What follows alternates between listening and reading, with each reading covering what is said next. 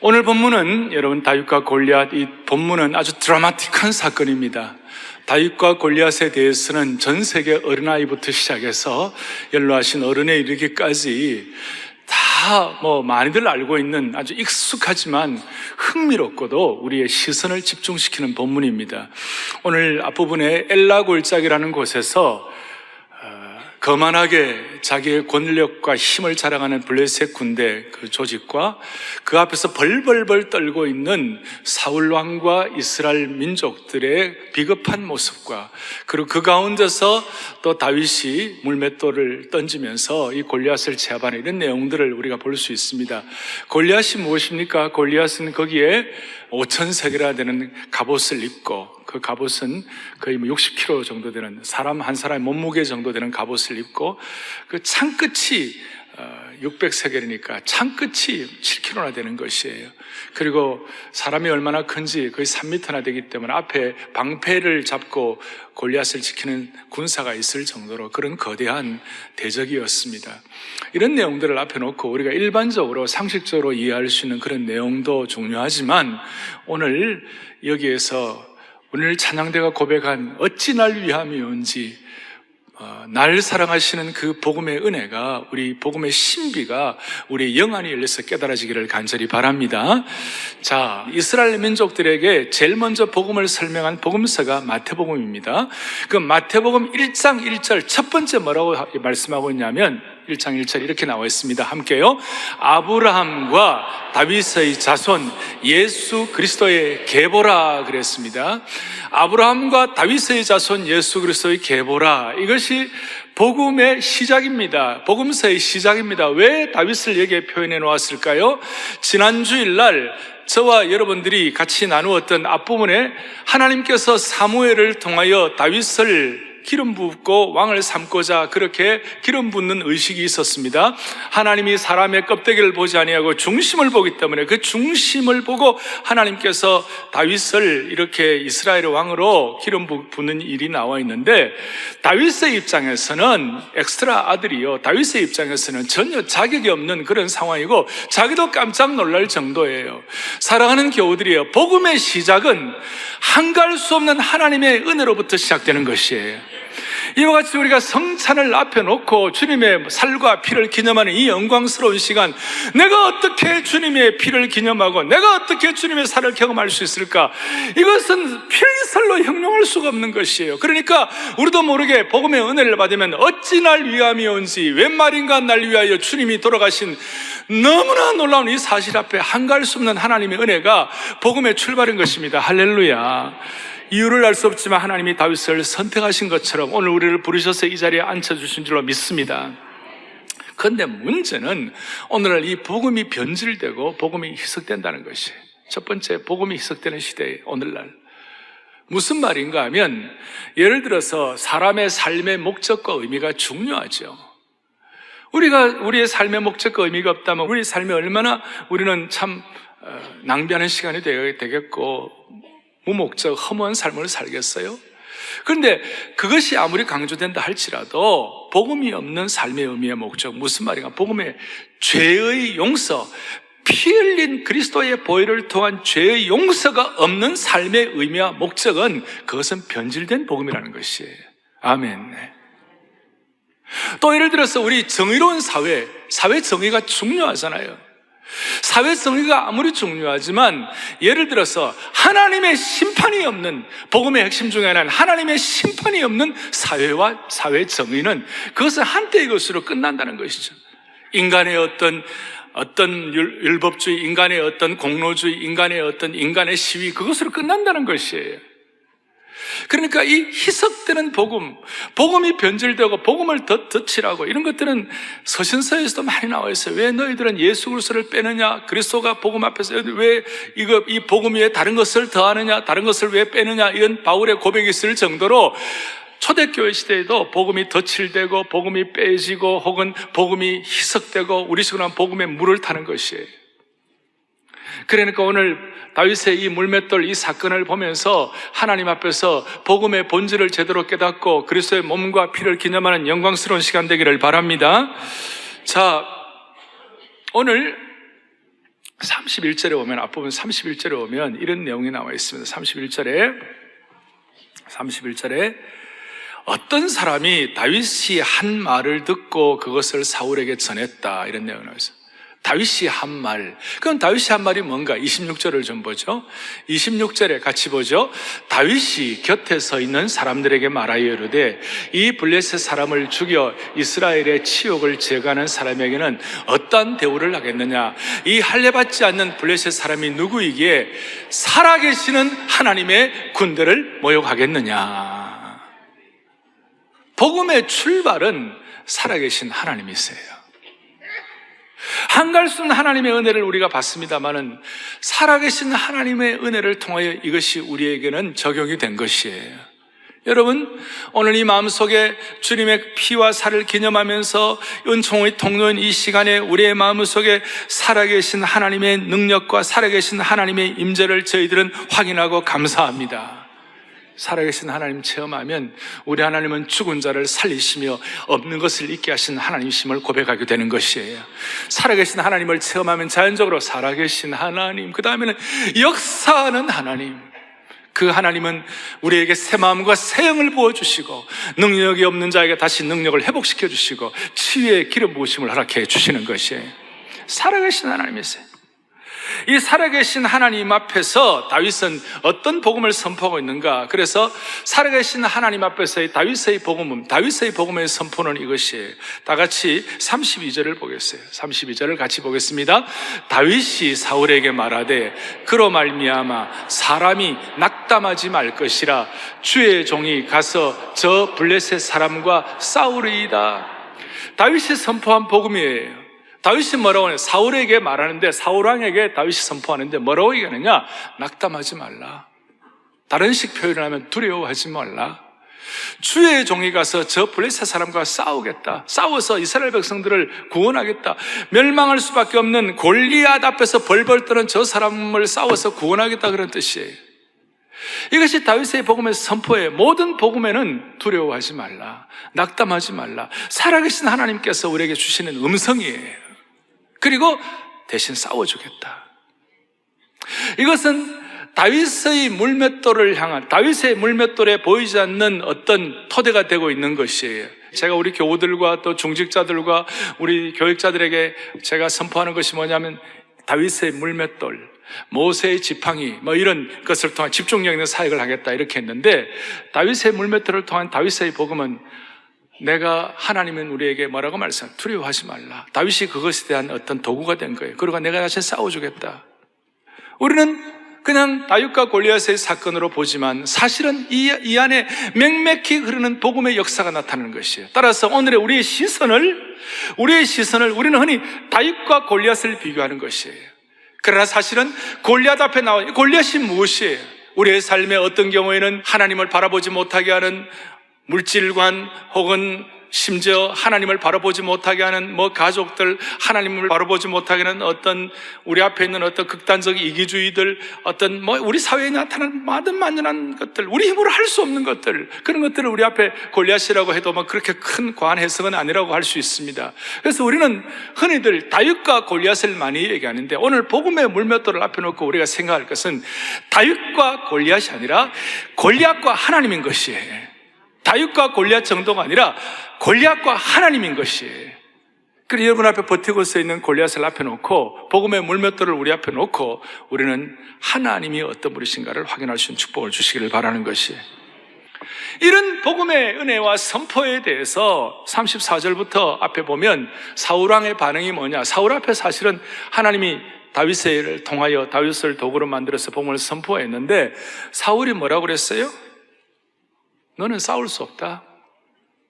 너는 싸울 수 없다. 다윗이 싸우겠다 그러니까 싸울 수 없다. 어린아이로만 보는 것이에요.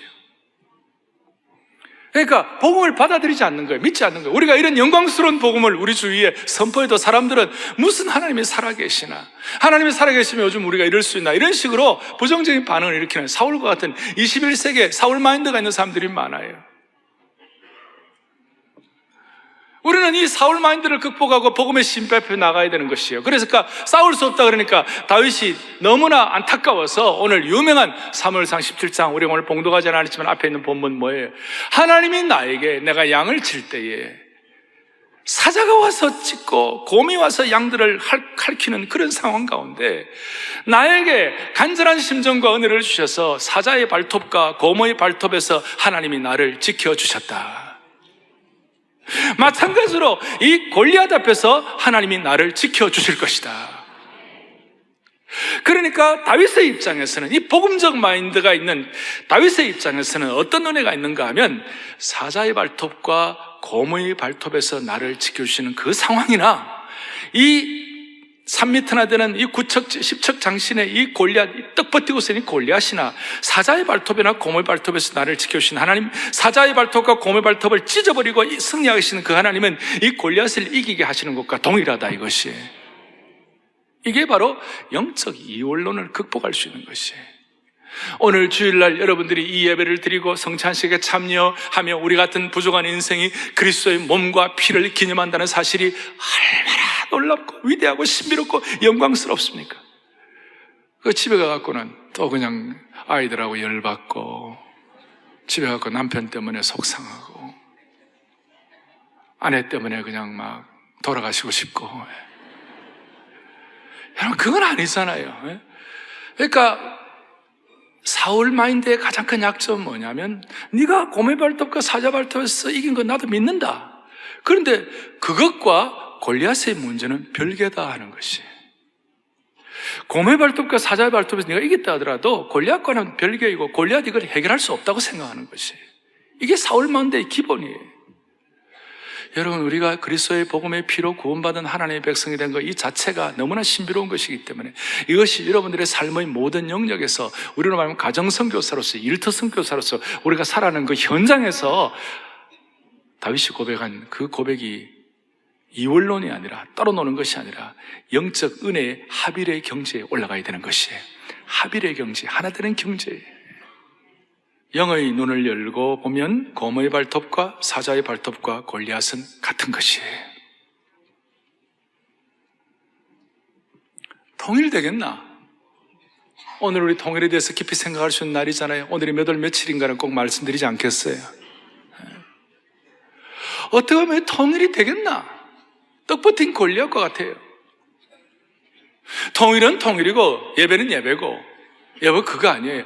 우리가 이런 마음 가지고 오늘 장로님 기도하셨지만, 우리가 수년내로, 특별히 제가 기도하는 우리 교회 포에버 어르신들 건강하실 때 평양에서 특세하게 하여 주시옵소서. 이런 고백은 따로 노는 것이 아니다, 그런 뜻이에요.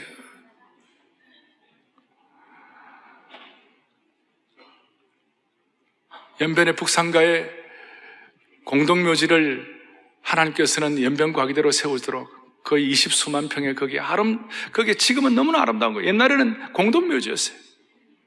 그런데 우리가 꿈을 가지고 연변과기대를 세우고 수많은 졸업생들을 통하여 중국 전역에 하나님의 꿈을 가지고, 처음에 시작할 때는 처음에 시작할 때는 거의 공산당 아이들이고 예수 믿지 않은 아이들이지만, 졸업할 때는 한때는 90%씩 주님 앞에 돌아와서 예수 믿는 사람으로 중국 전 지역에서 역사를 하고, 연변과기대가 세워진 것이나, 우리 사랑의 교회가 북방 선교하는 것이나, 우리 사랑의 교회 건축을 한 것이나, 여러분의 가정을 세우는 것이나, 복음적 평화 통일이나 복음의 서진이나, 이 모든 것은 다윗과 그때 역사하신 그 하나님의 복음이 여전히 같은 맥락에서 일하는 것이에요.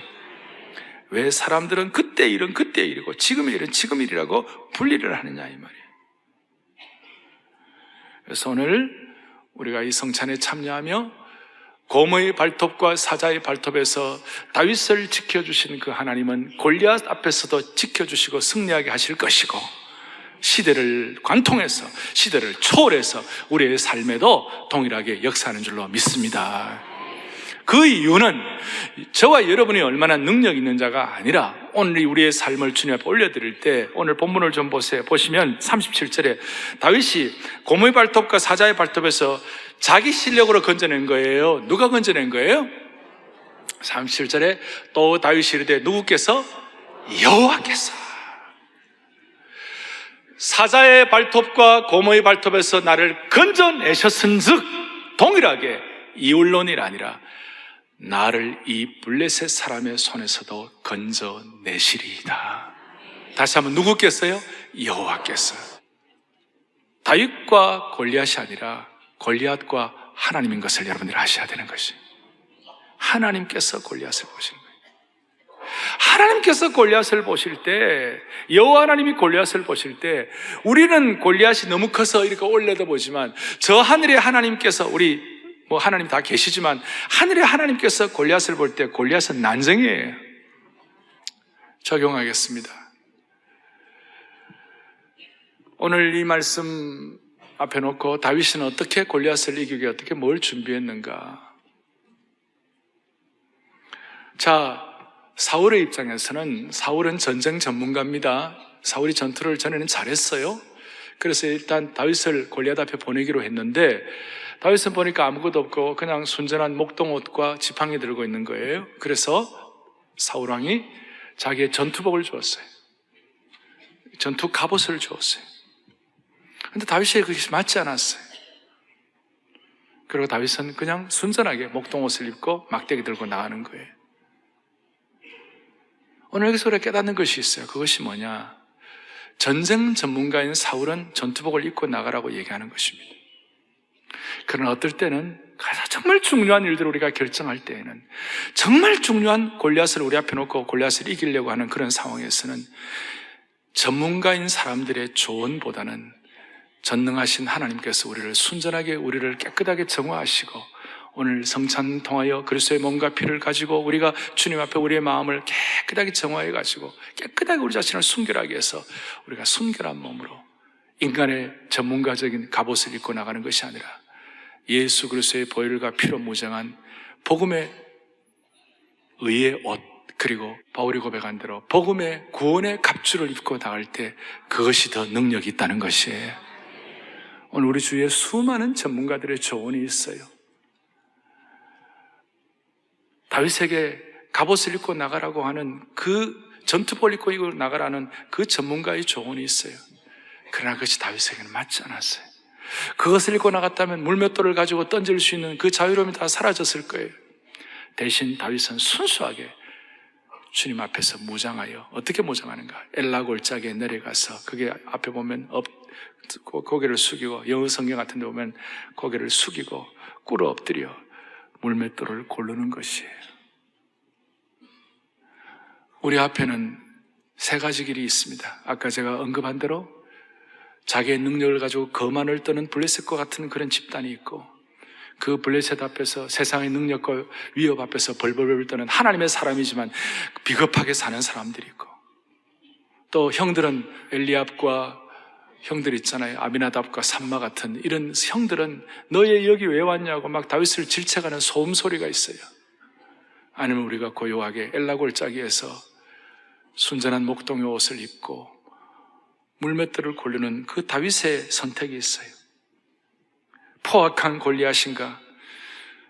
아니면 불안에 떠는 이스라엘 백성들과 사울 왕인가? 아니면 엘라 골짜기 시냇가에 평온하게 무릎을 꿇고 물맷돌을 고르는 다윗일까?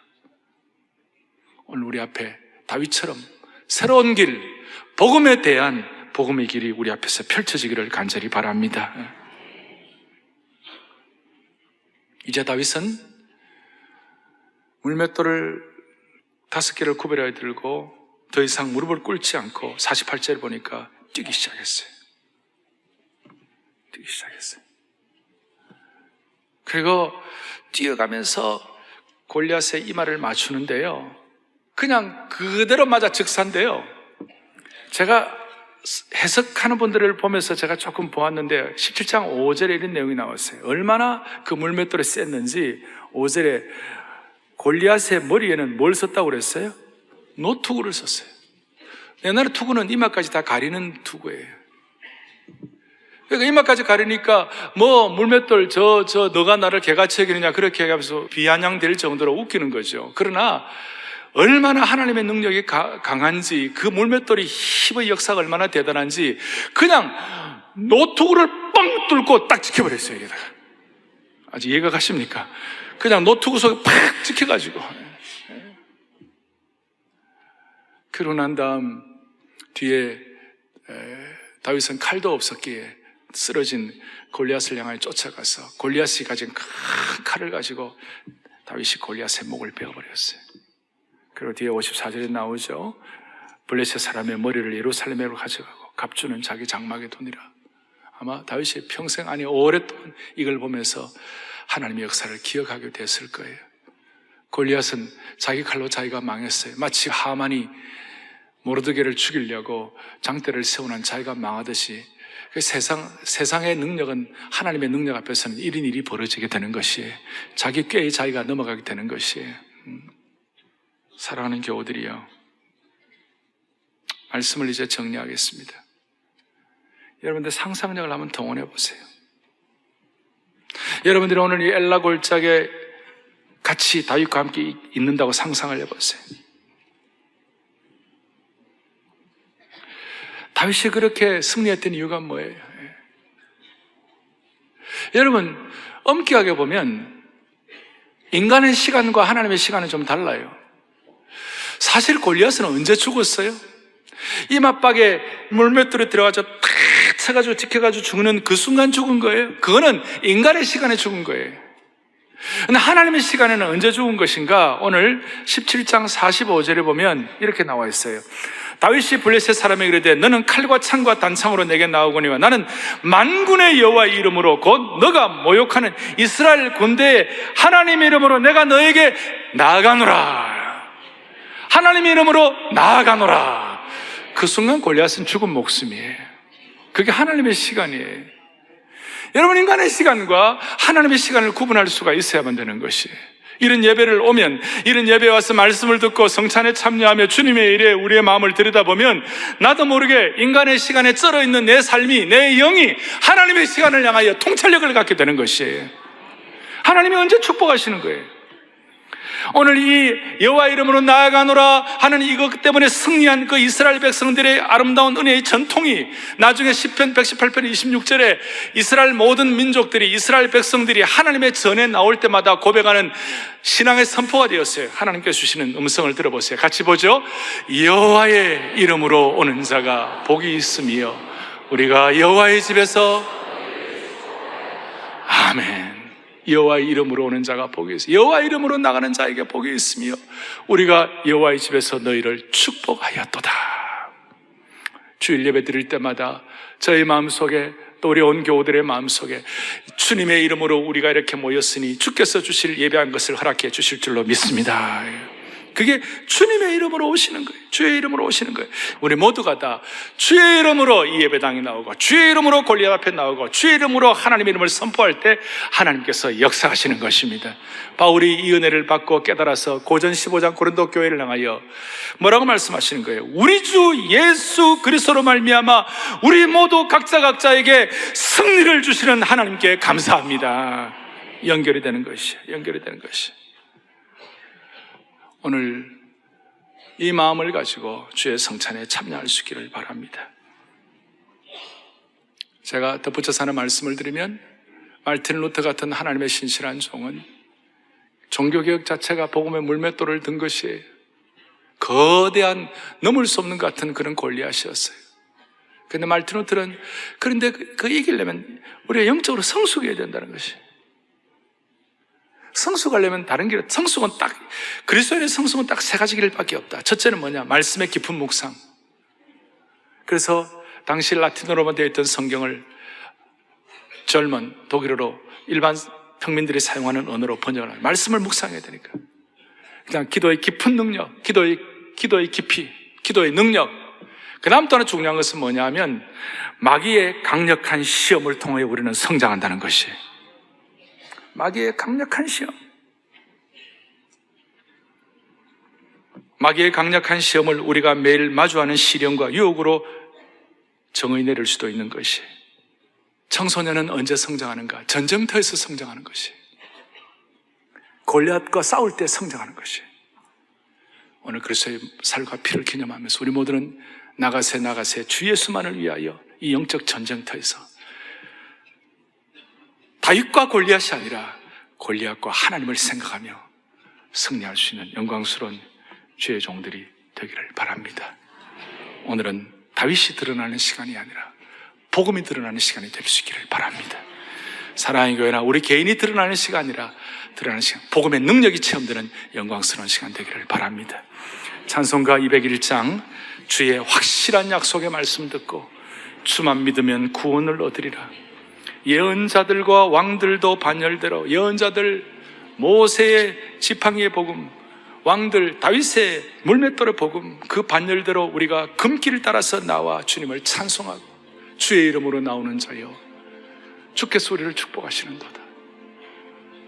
골리앗과 다윗이 아니라 골리앗과 하나님을 비교하면서 우리 앞에 있는 많은 사역들을 주님의 이름으로 승리하는 그런 마음으로 성찬에 참여할 수 있기를 바랍니다. 사랑의 교회 성찬 시간, 세례받고 구원받은 하나님의 백성들이 참여할 수 있습니다. 오늘은 성찬식 고백 이런 다른 것들 다 생략하고 바로 우리 성찬식 참여할 테니까 여러분 말씀 속에서 성찬에 참여할 준비가 된 줄로 믿습니다. 그리고 우리가 회개하는 마음으로 참여해야 돼요. 복음의 능력을 더 믿지 못하는 그 회개하는 마음으로 참여하셔야 되는 것이에요. 그리고 우리의 마음 속에 복음을 희석시키고 복음을 물타고 복음을 덧칠한 이런 잘못들을 다 주님 앞에 놓고 회개하면서 오늘 골리앗이 아니라 하나님을 바라보는 안목을 주시옵소서. 그런 마음으로 주의 확실한 약속의 말 1절 부르면서 우리 성찬식 준비하겠습니다. 주의 약속의 말씀